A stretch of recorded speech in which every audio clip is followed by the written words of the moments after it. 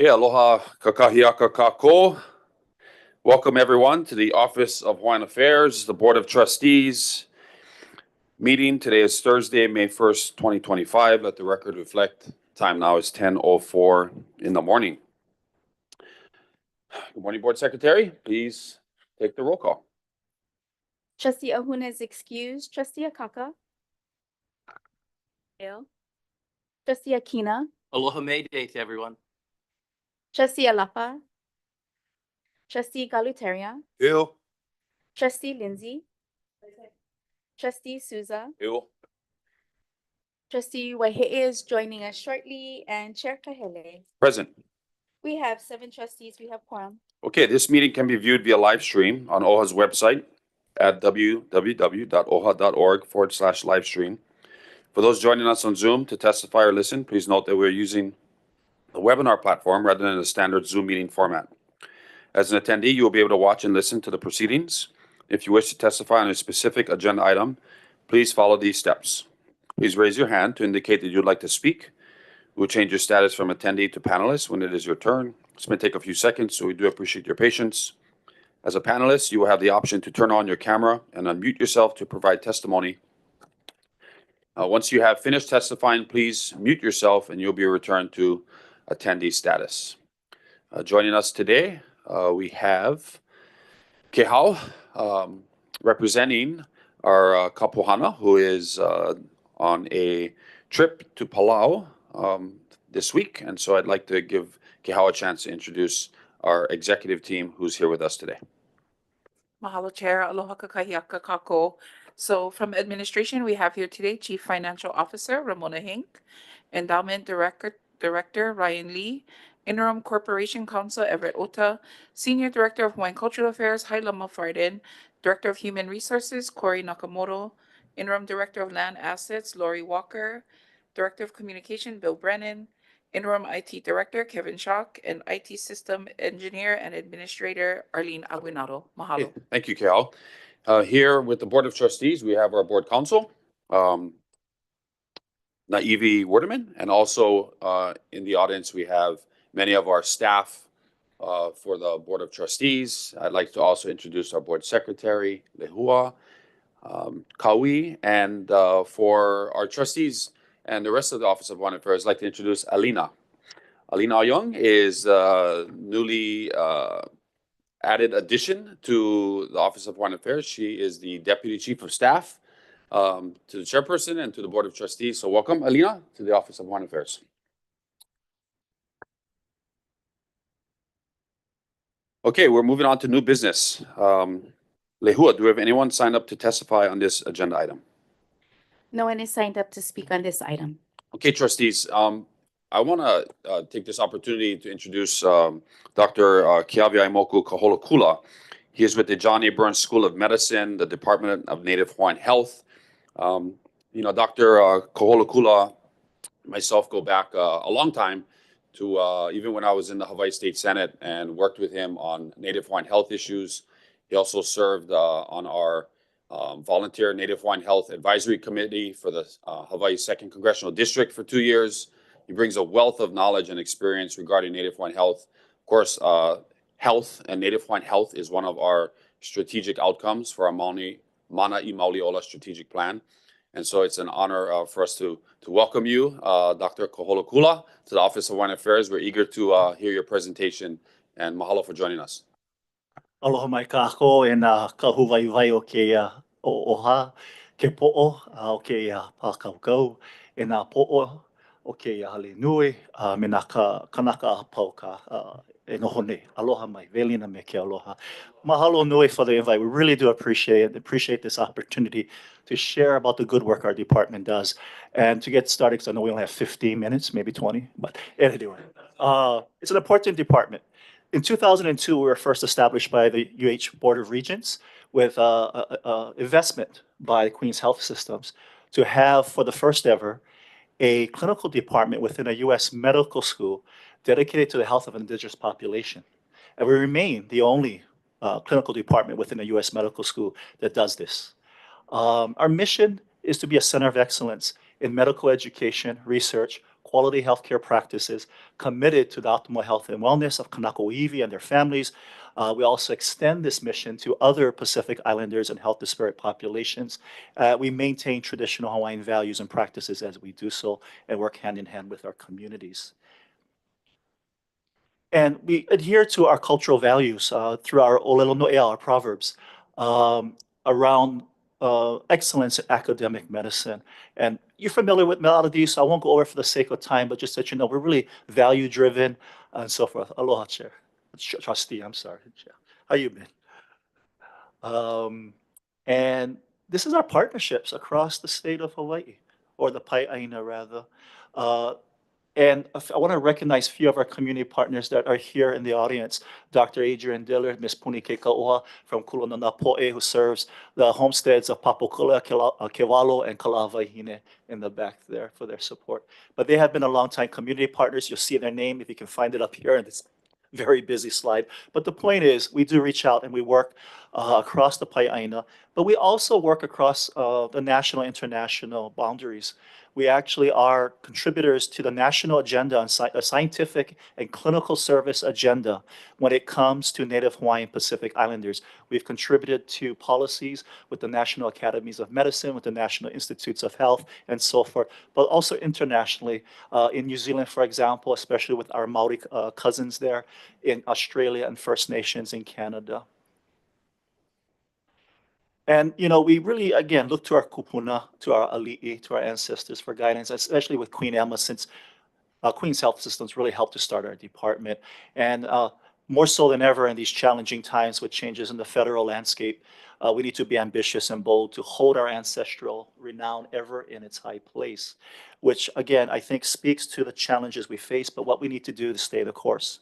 Now, our department, like most clinical departments, is comprised of 4 major areas. One is around medical education, ho'onauau.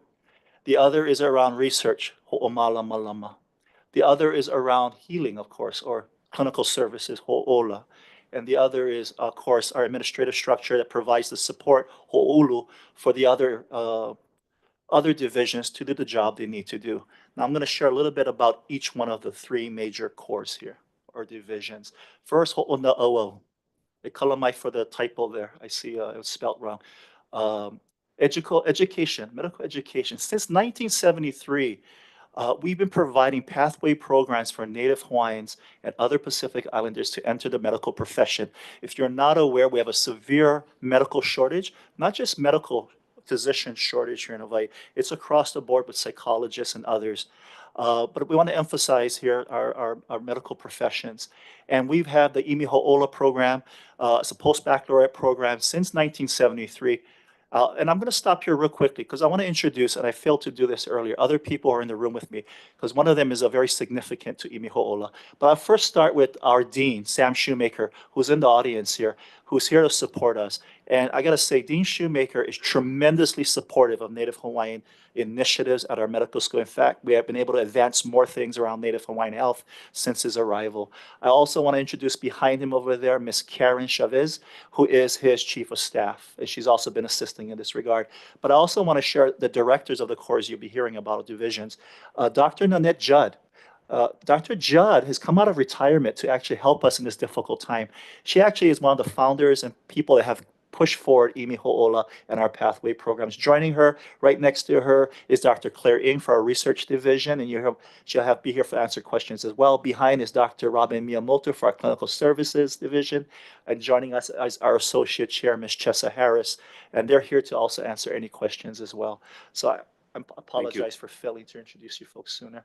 But leading the efforts, as I mentioned, Dr. Judd, and Dr. Kanoho Hosoda, who also leads our Native Hawaiian Center of Excellence, which is our other pathway programs funded by HRSA, which is a federal agency.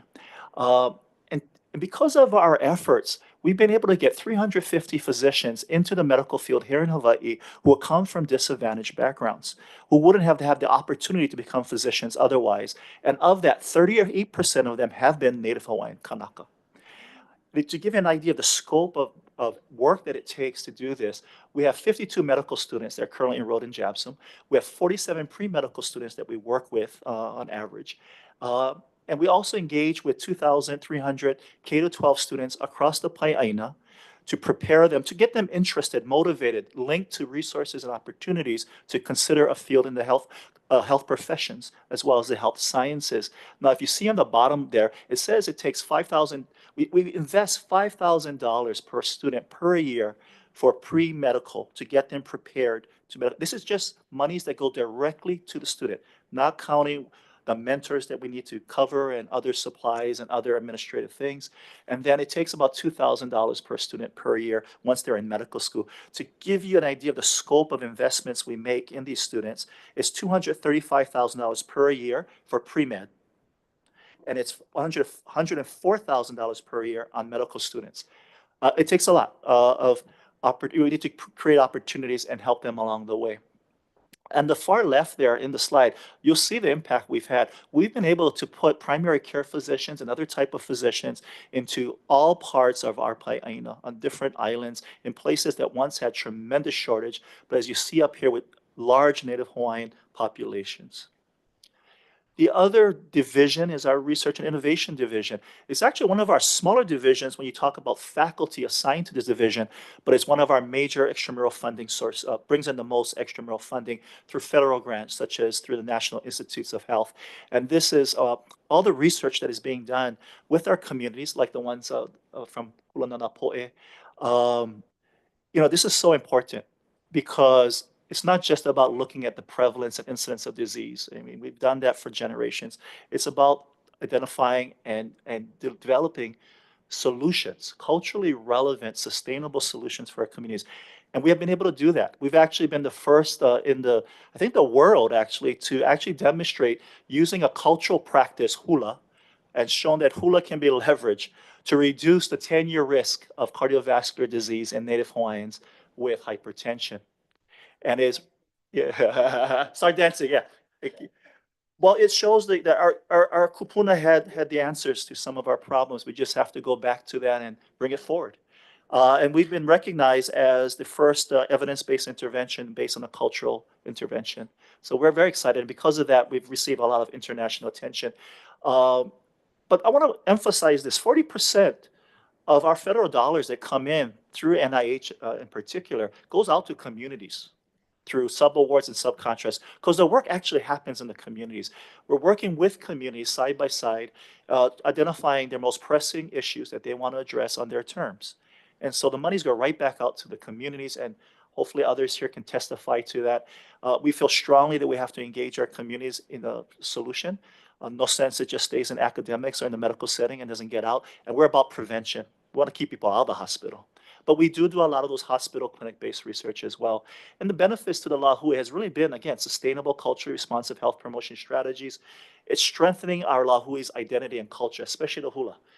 First time we get a medical or a health intervention that gets great clinical outcomes, but also great social cultural outcomes. So Kanaka feel good about being Kanaka because they engage in something they feel good about and improve their health at the same time. But there's so much more. I know you have this information with you. So I'll move on to our clinical services and healthcare training program. And this is one that we're also excited about because we provide much needed behavioral health services to our Lahui where it's needed. It's an under supported area, often neglected area of healthcare. But as you know, mental health is a big issue. And of course, with the Maui wildfires, we know that. It's also one of those things that the literature and the scientific literature is showing that kind of predates the onset of physical disease. People who are struggling with behavioral health problems often develop chronic diseases. So it's very important that we get, and they go hand in hand. People with behavioral health issues have difficulty managing their chronic disease. So we provide services. We're the department on behalf of the state of Hawaii that still provides services to the remaining Hansen's disease patients, otherwise known as leprosy. We also have the Kumuola Health Psychology Program services that we provide direct services. We provide through Queens, a contract with Queens and 2 of their ambulatory health centers here on Oahu. And we are excited to say we started Kamalu Ava'ahila, which is a behavioral health program for our Native Hawaiian students at Manoa. It was started during COVID because we saw that the students were struggling with the social isolation and the academic issues. The chancellor provided funding. we're sad to say the funding's running out, but we want to keep the program growing, and it's planned to sunset this summer. And we're also a training grounds for many behavioral health services. We actually have a HRSA grant in review to expand into Maui, in fact, as one of the islands to provide the much needed behavioral health care there. Unfortunately, it may be one of the victims of the federal landscape in which DEIJ related projects are being terminated. So it's currently in review with HRSA. We haven't heard anything yet, but as you know, HRSA is being slated to be removed completely. But we do very great work in our behavioral health services. And I want to begin ending my talk with kind of giving you an idea of how much of the federal awards we get, because when we first were invited to come and talk, it didn't really hit yet. And so we saw it as an opportunity just as an informational briefing and really reestablishing connections back to OHA. But of course, everything that have happened since, and we have lost 3 grants, federal grants associated with our department. One of them has affected our students. But we generate roughly this is the past year, $7 million in extramural funding alone. This doesn't count state allocations. $7 million, and a lot of it, like I said, back out to our community partners. It represents a huge chunk of our annual budget, as you can see, 76%, right? We don't get enough from the state to do the work we need to do for our faculty and staff and students. So we rely on these federal dollars to really do the work we need to do. And again, these are based on 4 researchers or faculty members able to be competitive enough. And that's the great news, that Kanaka can be competitive on a national landscape to compete for scientific awards that only maybe 12% of the people that apply actually get them annually. And on the right there, again, shows you the impact this has and the breakdown between the contracts from Queens, other grants from the American Heart Association, and the HRSA monies as well. So 81% are coming from one large institute, which is also being threatened to be dismantled or downsized. So to end here is simply what's the impacts of these executive orders. And I want to say this is just not an impact for our department, it's for every academic, it's for education as well. Our community partners get education grants from the Department of Education. The stop order, like I said, it's affected us. We lost 3 grants. One project that's been around for 20 years, in which we learned a lot about the progression of the diabetes over time. And Native Hawaiians and Pacific Islands have been part of that project. Hawaii had a site. That's been discontinued. We lost one of our big biomedical science mentorship pathway programs. That's been discontinued. And other training programs for our new investigators, our new Kanaka investigators, and the loss of data infrastructure and specialized research staff as a result. Things that we took 20 years of our department to build, even longer than that, others have come before us, to build this incredible infrastructure that can be dismantled under one administration. And what's at risk, though, that hasn't been already taken away from us? Again, $5.4 million of funding is at risk for us. We have another 6.9 pending in review as the ones I mentioned with HRSA. There's disruptions and halt to Native Hawaiian research and communities being involved in research and building capacity, being part of this enterprise is also a threat. Reduced support for Native Hawaiian students pursuing degrees in medicine, behavioral health, and other health science careers, which we need. We're underrepresented, and the solutions won't come from traditional medicine or traditional public health. It'll come from culturally relevant solutions that only our Kanaka understand.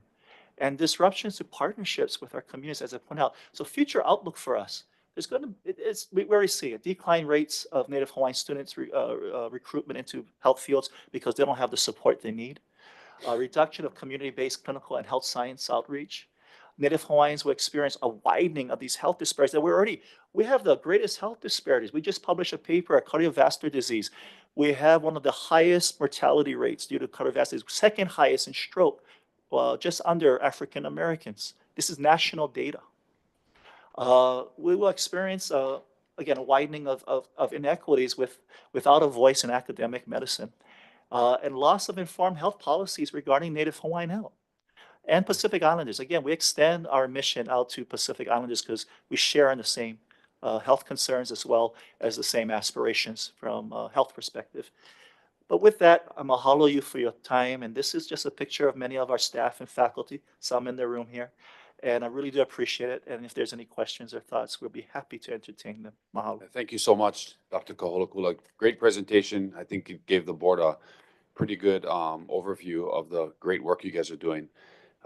So we definitely want to open it up to questions from our trustees, and at any time, feel free to bring up any of the subject matter experts that have come today. We sincerely appreciate all of you coming, and maybe we can get a ki'i at the end of our presentation. But at this Awesome. time, trustees, Trustee Akaka. Mahalo for joining us today and all who have joined us today. Mahalo nui. I wanted to know if you happen to know how has OHA partnered with you folks in the past? That's a great question. Thank you. OHA has partnered with us in the past. In fact, OHA has supported some of our research initiative to disseminate our interventions more widely across the planet. You know, one was our Pili Ohana project. Oh boy, this would have been back in probably 2012 or 13, Claire, roughly, yeah, in which we had substantial funding. We do appreciate it, and we were able to disseminate the intervention across several islands. We actually impacted, if I remember correctly, roughly 300 plus Native Hawaiians and their families who are struggling with obesity, you know, as a prevention measure for diabetes. We've had other supports from OHA as well. If you may recall, a number of years back, they were under your leadership, in fact, your father's leadership, they got started the Native Hawaiian Health Task Force. Some of the monies to help organize that actually came from OHA, because at the time, the Pouhana, Dr. Kamana Opona Crab, was the co-chair with me on that initiative. And there was also another funding initiative that came through to support developing a curriculum to train other health professionals and students around the social and cultural determinants of health for Native Hawaiians. And so all that came in partnership through OHA. Also under OHA at the time, there was Nalimahana Olono Puha, the organization that brought together other Native Hawaiian serving organizations to begin looking at the most pressing health challenges we face and working together. So those are the ones I can recall. And about when did those sunset?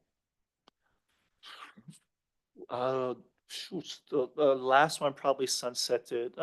It was a 3-year grant for the obesity one, if I remember correctly, 3 years, Claire. So it would have sunsetted around 2016, 2017. The others were just one-time arrangements for the curriculum and for the task force. So OHA currently is not supporting. Currently, no, I'm not aware of any support Okay. that we're getting from OHA directly, Do you, although we welcome whatever you can. do you think what would be, whether it's scholarships or financial aid for imi ho'ola applicants, some type of partnership that includes maybe service payback within our rural Native Hawaiian communities? What would be the basically low-hanging fruit that OHA could help with as we approach our current budget cycle? Can I call Dr. Judd up to Absolutely. answer that Yeah, for our sure. students? And Dr. Osoda, if you guys want to come up quickly, answer this. Yeah, feel free to bring up whoever you'd like. We Yeah. can pull up some chairs to the table and Come up, guys. Yeah. That way, let's save time from the walk over. Yeah. Robin, you want to come up as well? Dean, you also? Come up, yeah.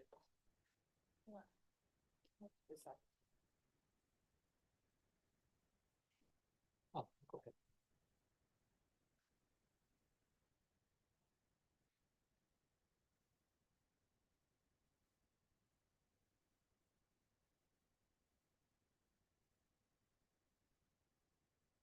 And the only reason, we bring this up is because we're currently about to get real deep into our upcoming biennium budget.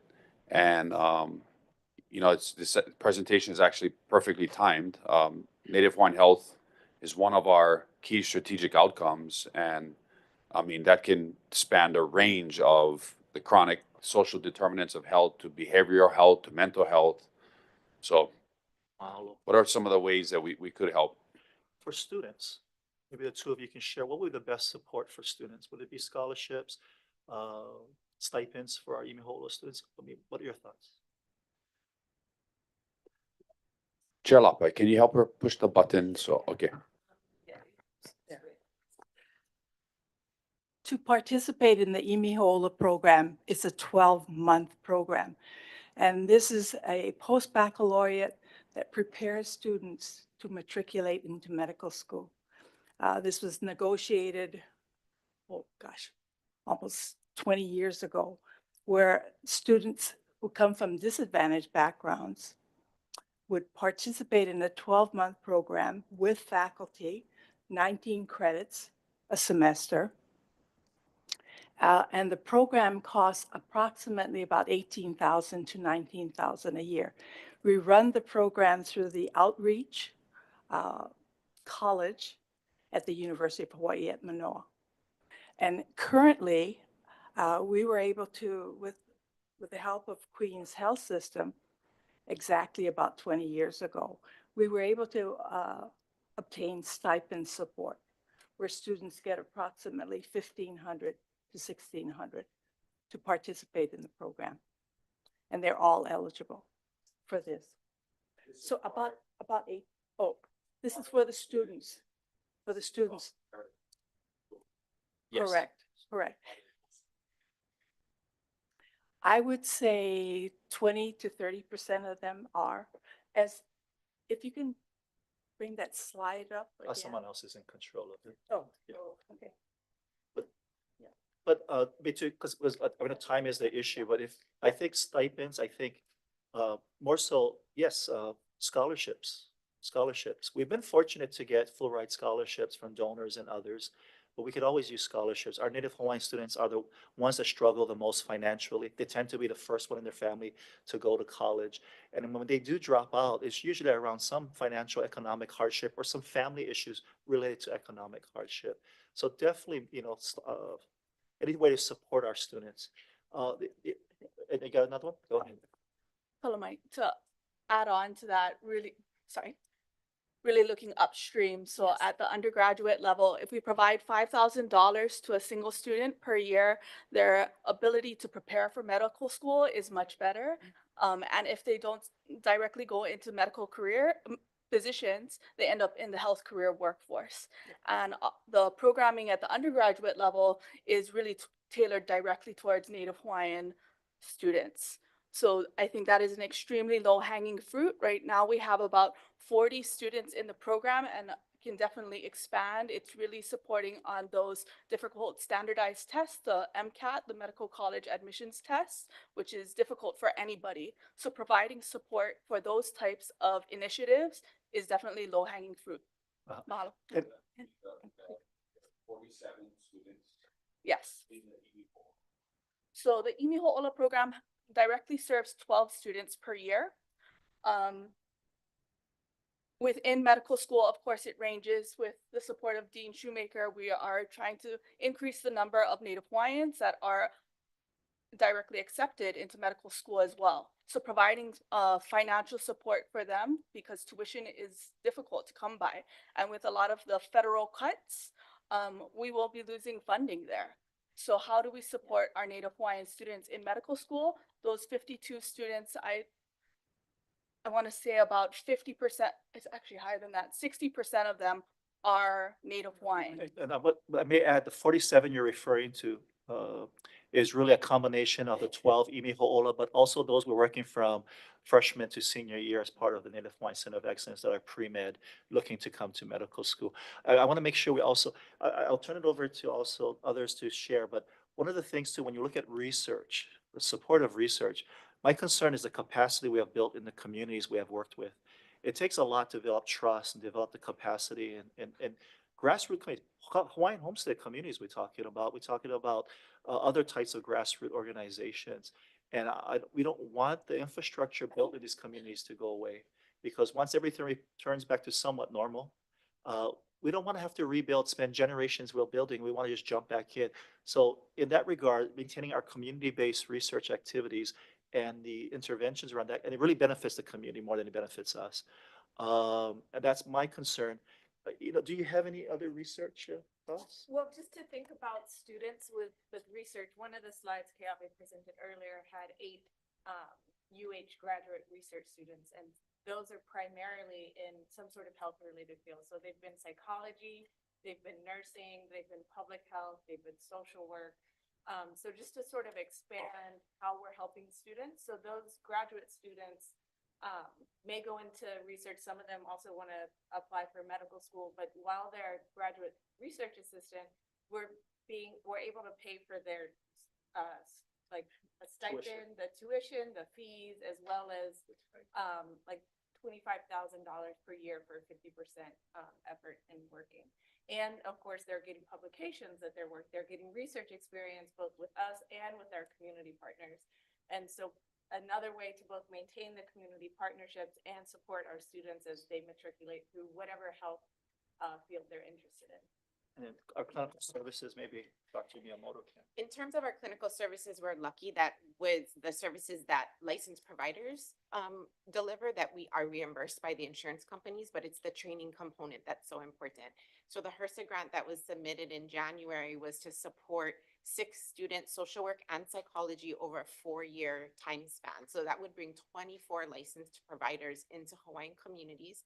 It was for 2 on Maui, 2 on Oahu to work with the Native Hawaiian Pacific Islander students at UH Manoa, and then 2 per year to build out in the Queen's ambulatory care system. So bringing 24 licensed Native Hawaiian providers to the communities would be an awesome opportunity. Right now, because the HRSA grant is in limbo, I'm looking at other funding along with Hawaii Land Trust, but that's for only 2 trainees, and that's only for 1 year. So we really lost an opportunity for 22 licensed behavioral health providers, and that would really start to put a dent in the lack of Hawaiian providers in our community. It was $600,000 per year for 4 years, so 2.4. Yeah. Yes. Yes, as well as they would be providing services to our communities at that same time. So their training is at the postgraduate level. So they're being supervised while they're providing services in the community that allows them to become licensed, but also providing a really great need within the community for behavioral health services. What we've done in the past is those behavioral health providers then stay on to be the licensed provider in their area, and they become the supervisors for the trainees of the future. So in other settings that I've been in, we've been able to grow the number of psychologists. When I started this in 2013, there were no psychologists at the community health centers, and now we have behavioral health at all 13 community health centers. So this is a model that works, and we need to be able to take it into other settings. And I bring Dr. Diller up from our community partner, because she's also faculty with us and also a major contributor to getting federal funding to Hawaii.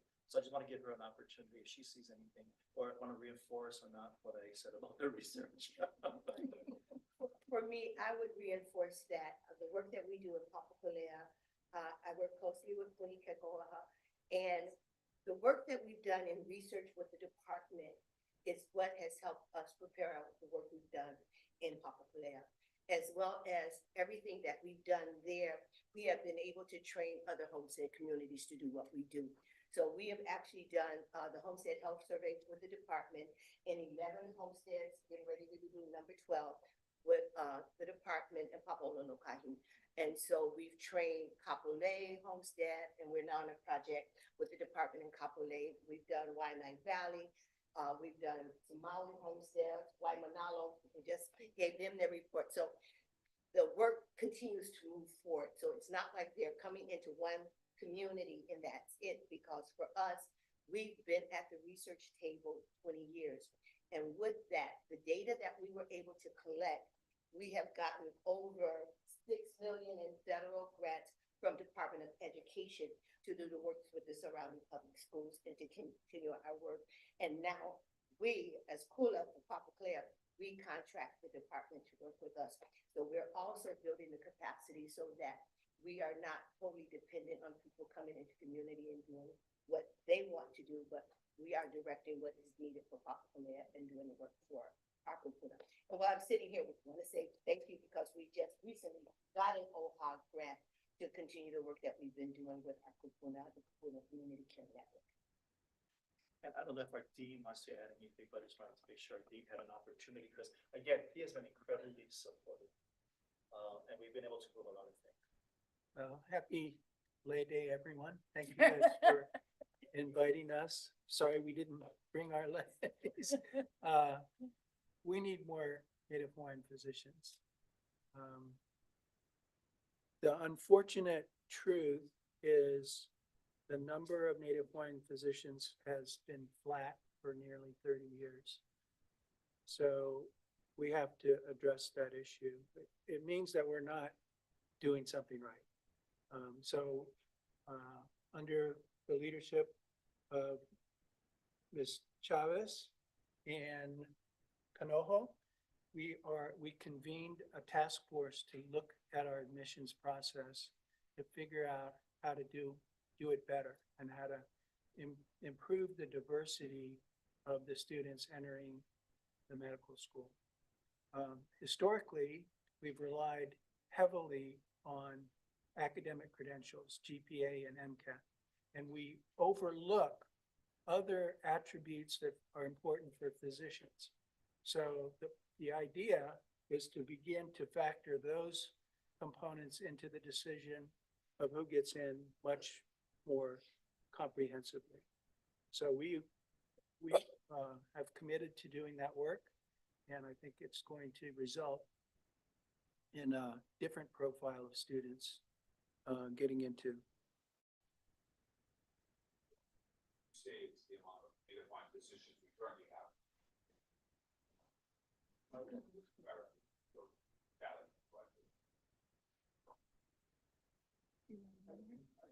recall the number, but I'll wait till you close. If I remember from one of the presentations that we had presented on, it's close to 800. Does that sound about right? Yeah. But we know all this documented based on some research and reaching out to alumni and so. But many of them are on the continent. Yes. There's other Yes. opportunities there. A lot of them. Yeah, and a number of them are retired. I'm retired. So you're counting about those, yeah, so there are a number of them that have retired that are still in that count. So a lot of physicians maintain their license for retirement and they get counted. Service. Yeah, right.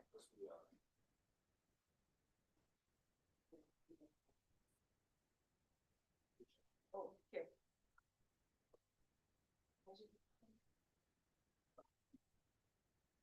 I just wanted to ask whether the medical school includes dental and eye doctors? Just regular physicians? Shorter program and a medical technology program. And then the other very important, well, we have two other contributions to the workforce. One is our graduate programs, and these are the master's and PhD programs. And we're currently trying to diversify that workforce by training more Native Hawaiian and Pacific Islander biomedical researchers. And then we run all of the graduate medical education programs here in the state of Hawaii. So these are the programs that students go to after they graduate from medical school to get their specialty training. So as an internal medicine doctor, pediatrician, a psychiatrist. So we have about 250 doctors doing their post-MD training with us.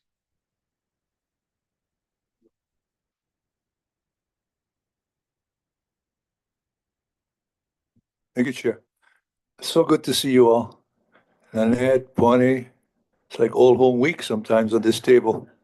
My goodness. My question, and thank you very much for your service. My question is somewhat personal in a sense, because we're talking about our pathway to careers. And I would like to know if some of this support goes beyond the UH system, simply because I myself have a mo'opuna who is at Grand Canyon University, and she's chosen a career in anesthesiology. And, you know, she hopes to go into the profession one day. She's a freshman. But I guess my question would be, does the support go beyond Hawaii? And if so, how does it do that? So we currently have a Center of Excellence grant from HRSA, and it's about $600,000 per year. And we have been lucky to have it in some way, shape, or form since 1993, I believe. And those funds go to Kanaka across the continent as well. So we do provide support to them through virtual means and access that way, and guidance and advice on how to get back home. So a lot of our pathway programs extend beyond the Pai'aina. Follow up. I just want to close this part of it by saying that for us, the diaspora is real, and we certainly want to get her to come home before or after she finishes her run over there. So, yeah, the application process is real then. Okay, I appreciate it. Thank you.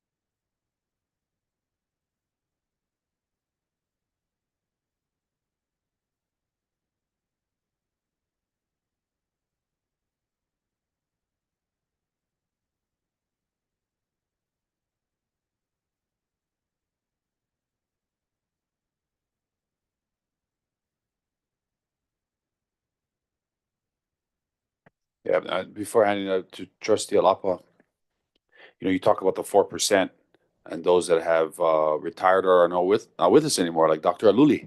Imagine the amount of institutional knowledge and relationships he had on Molokai. I loved going to visit him at his small little practice.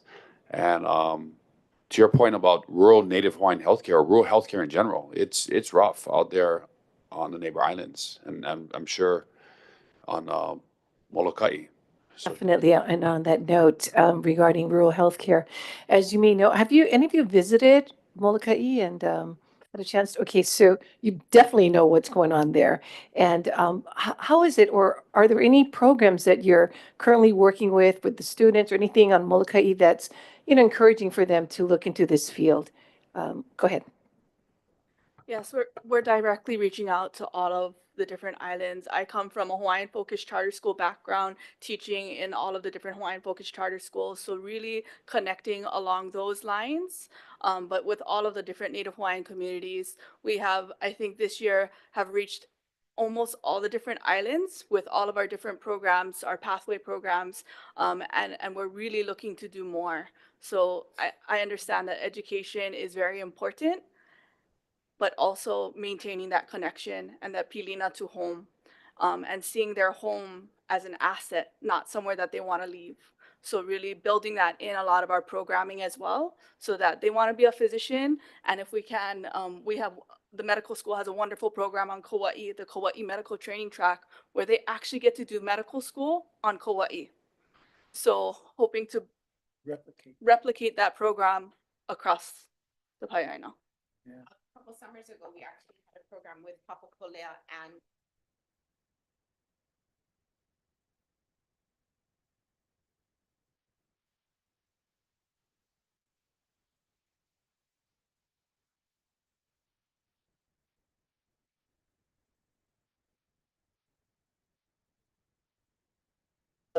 Iolani Palace, but it really is an opportunity for the students to be able to see themselves at JABSOM, at University of Hawaii.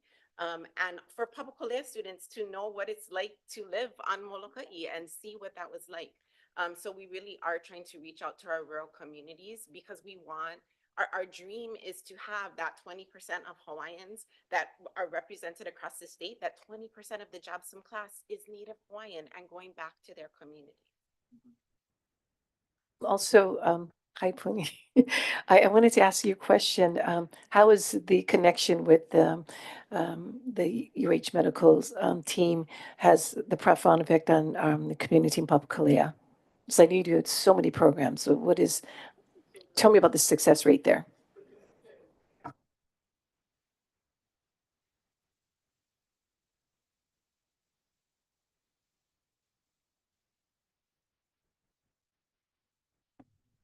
And, for me, and I have to just say, the opportunity for Papakolea to go on this journey and to understand what is community-based participatory research, what is that about?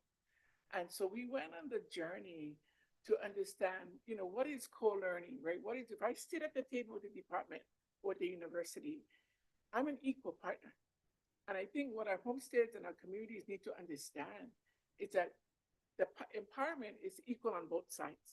And it's been like that with the department. Papakolea has been extremely blessed to be a partner, not just side by side, but linked, right? We're Ohana. And in that journey, we have had the opportunity to mentor and train other homesteads. So we were in Molokai. I was in Molokai just a couple months ago. Kula has a contract with the Executive Office of Aging to conduct the second round of the Native Hawaiian Roadmap for Native Hawaiians, caregivers caring for Kūpuna who are living with dementia. So the conversation on Molokai was I was emotionally ridden because the amount of caregivers that came and shared the shortage of everything they don't have. And the kahea for me to come back was overwhelming. And so we promised to come back to Molokai. And, our caregivers are hurting, Nona. They are absolutely hurting. And we have that on Kauai. We heard it on Maui. We got a kahea to come to Hana. So for Papakolea, we're beyond the hills of Papakolea. We are out in the Pai'aina, and the demand from our people to help. When you go homestead to homestead, the kahea is for me and all of our staff. We come home and we cry because we want to help, because there's nobody out there that understands what is the value of data. Me and her, data is gold, people. Hold on to your data, do your survey, make sure you own that data. Yeah, you control that. So I'm a big thing about the value of data, because everybody wants our data. But it's good to share it, but you own it. And in owning it, make sure you're on it. So, for us, it's always educate community, right? But there's value in research, because our people are very maka'u. When you say research, it's like, oh, I don't know, right? And we're like, no. This is how it works. When you partner with the University of Hawaii, Department of Native Hawaiian Health, they're not trying to take, we're trying to learn. And it's equal.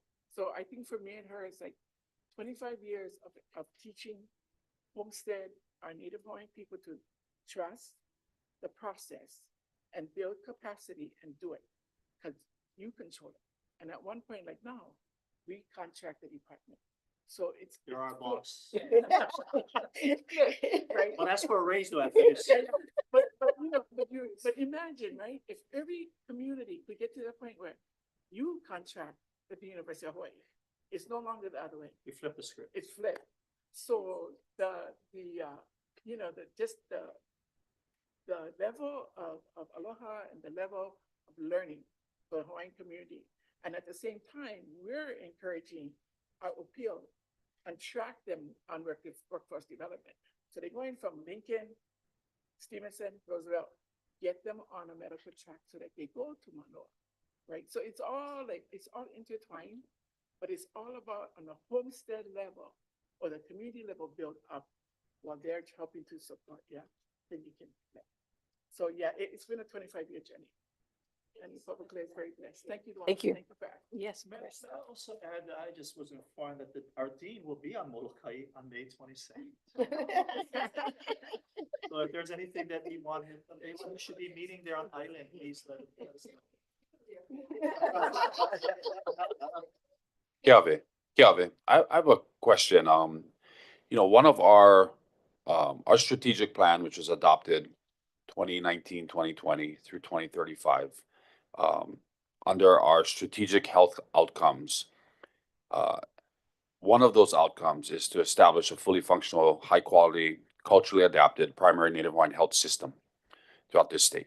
I know we have Kealamamo here on Oahu. We have the Papalokahi Native Hawaiian healthcare system, throughout Oahu and our neighbor islands. Any thoughts on that strategic outcome for the board in achieving that, or things we should be doing or are not doing to achieve that? Yeah, thank you for that question. I actually do have thoughts around that. I've been involved in conversations with Queens and others over the years. It's really about creating an entire system of care. Usually we think of the clinic, a hospital, and then maybe we have our other supports. But we got to connect them. We have to have a seamless system that includes community people with community health workers. Because community health workers are evidence-based, by the way. Many of our Native Hawaiian facilities are community health workers. Not only don't have a college degree, but they're outstanding in delivering health promotion because they have the trust. They know the real life situations.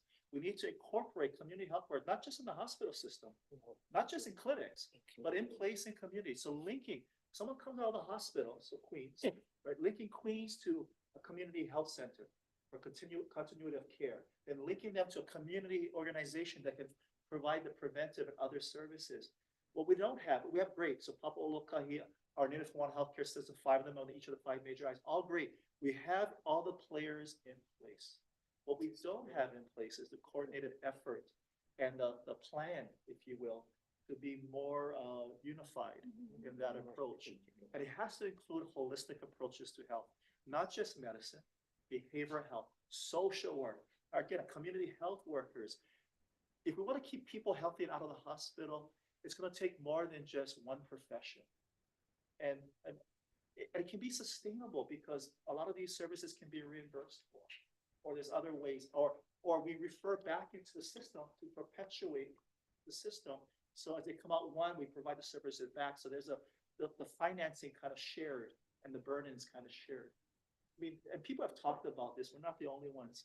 When the Obamacare or Affordable Care Act first came out, people started, there are all these models around these systems of care that included communities. And the medical school has to be a part of that because we can provide, and the University of Hawaii, because the other professions.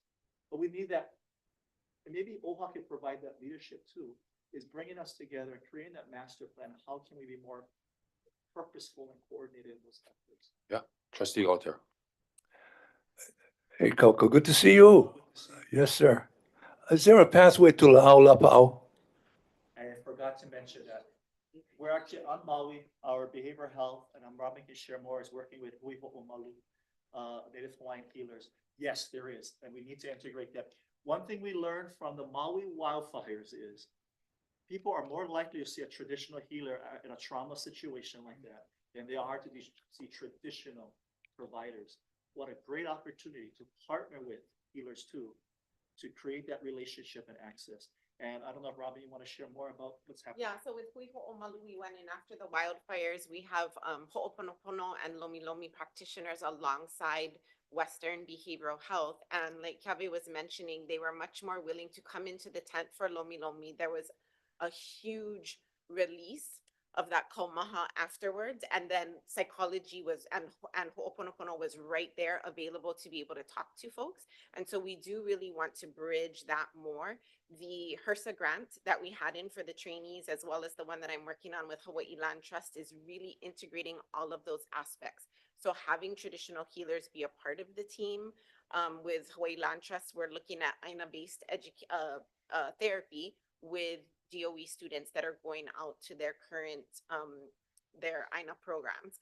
But having the traditional healers be a part of that holistic team, because that, again, that's what gets people in the door, and that trust level builds, and then we're able to provide them with services. So we're really hoping that the model that we developed after the wildfires is something that we can replicate on other islands and in the aftermath of other disasters, because they're gonna happen and we need to be ready to go. It took us a long time to ramp up after the fires and people were hurting. So we want to have teams ready to be deployed because it's gonna happen again. Mahalo. A few questions. So, I wanted to know the percentage of physicians that come from the rural communities here in Hawaii, more or less. Yeah, I would say it's less than 10%. So one of our challenges is to be more present in neighbor island settings. I was just in Hilo all day yesterday. Huge need. Trying to work with University of Hawaii Hilo to get more students from that undergraduate program into our medical school. So we are working diligently at this, and the Kauai Medical Training Track is one example of a way we can reach more neighbor island students.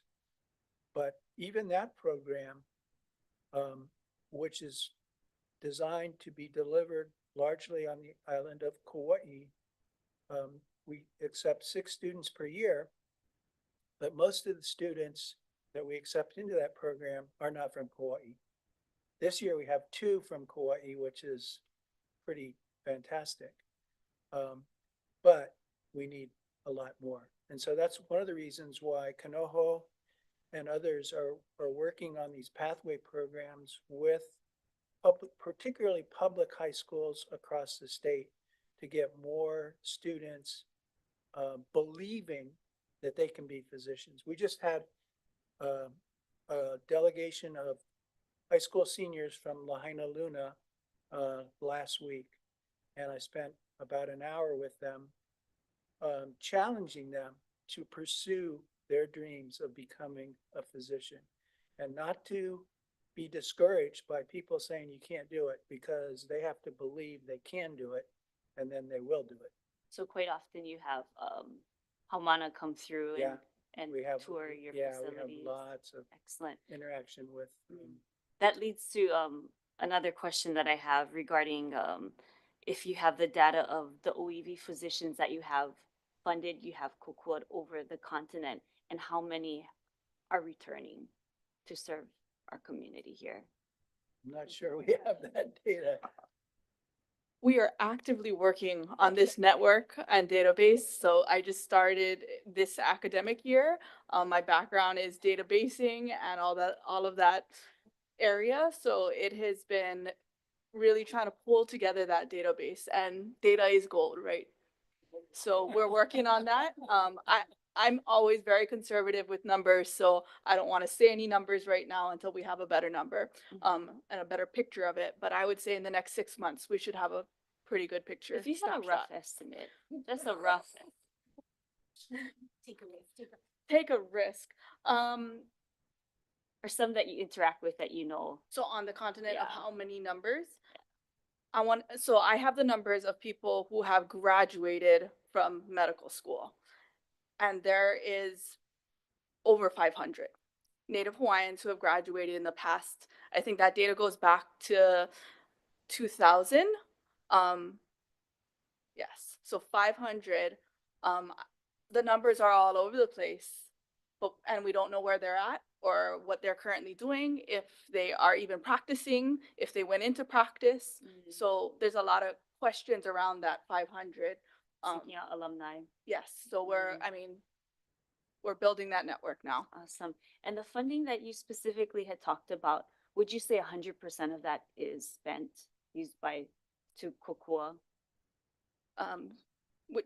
So we have multiple You said different. about 600,000. Oh, so that is directly, well, of course, salary support, because the university does not pay our faculty fully. It is these federal funds that are supporting that, as you saw on one of the slides, of how many people who are actually funded fully by the University of Hawaii. So I'd say about 60% of that goes to faculty and staff salaries. And then the remainder goes to direct support of students. So leveraging both state funds as well as federal funds, and even a lot of the private organizations, that's how we support the students. So safe to say all of that is spent then, of the 600,000? Of course, Yeah. especially in this time. Okay. Could I make one other point? So one way we shoot ourselves in the foot is that we don't consider Native Hawaiians living on the continent as residents for purposes of admissions to our medical school, which means they have to meet a higher academic standard than people that apply as residents. That's stupid. That's something that we should be able to fix, but we have to get the university to agree to it. Okay. But to add to that, at the University of Hawaii, Native Hawaiian, if you are a Native Hawaiian student, resident or non-resident, you pay resident tuition. Right. Yeah. So that was a law that was passed through the legislature a number of years ago to basically address that issue of physicians who have gone elsewhere to do their residency, specialty training, get married, stay there, have families, but to also encourage their children, to come back to school. It is not widely known. Correct.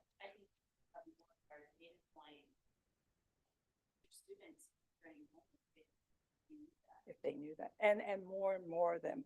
I mean, in terms of our recruitment, we provide that information.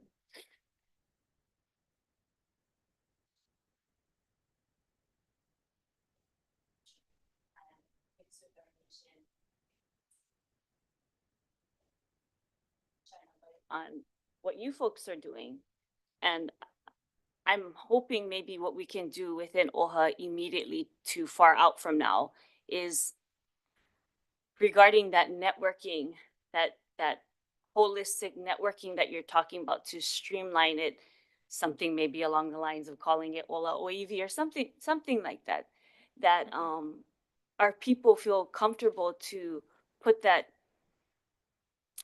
I guess, centralize the network data, all that, and it not be limited just to health, but it be connected to our homesteads, our the housing for our people, the job opportunities, the educational opportunities, and that those that receive this information overseas, that they feel more comfortable in being welcomed back home, knowing that these facilities are available to them, and the educational opportunities. Thank you. And I also want to say aloha to Chessa. I remember our time at Camp Kilohana, and your younger sister Tanya, my classmate as well. Aloha.